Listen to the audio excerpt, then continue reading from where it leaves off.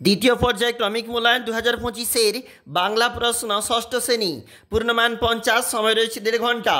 দেখো প্রশ্ন কি রয়েছে। সঠিক উত্তর নির্বাচন। নির্জন হাটে রাত্রি নামে কাকে ডাকে? দেওয়াল চিত্রচর্চার পীঠস্থান বলা হয় মানভূমকে। হুড্রু কোথায় অবস্থিত? ঝাড়খণ্ডে অবস্থিত। পল্লী কবি নামে পরিচিত? উত্তর হবে জসিমউদ্দিন, এখানে অপশানটা নেই। তারপর দেখো বাঘজননী ছেলের কাছে লজ্জা পেয়ে তাকে ভোঁদড়ের সঙ্গে তুলনা করেছে। এরপরে যেখানে বলেছে 1 গুণ 4, যেখানে প্রশ্নের মার্ক রয়েছে, চলে যাচ্ছি পরের যে দাগটা রয়েছে, এখানে দেখো কি বলেছে। কবি জসিমউদ্দিনের লেখা দুটি কবিতার বইয়ের নাম? উত্তর হবে রাখালি এবং বালুচর। অগ্রহায়ণ বলতে বোঝানো হয়েছে, হায়ন মানে হচ্ছে বছর। বসুধরা ব্রত কোন ঋতুতে পালন করা হয়? গ্রীষ্ম ঋতুতে। এরপরের প্রশ্ন, কটক কোন নদীর তীরে অবস্থিত? উত্তর হবে মহানদীর তীরে। পুরুলিয়া শব্দটি চলিত বাংলায়? উত্তর হবে পুরুল্লা। এর পরের প্রশ্ন 2 নম্বরের জন্য গুরুত্বপূর্ণ, অবশ্যই দেখবে।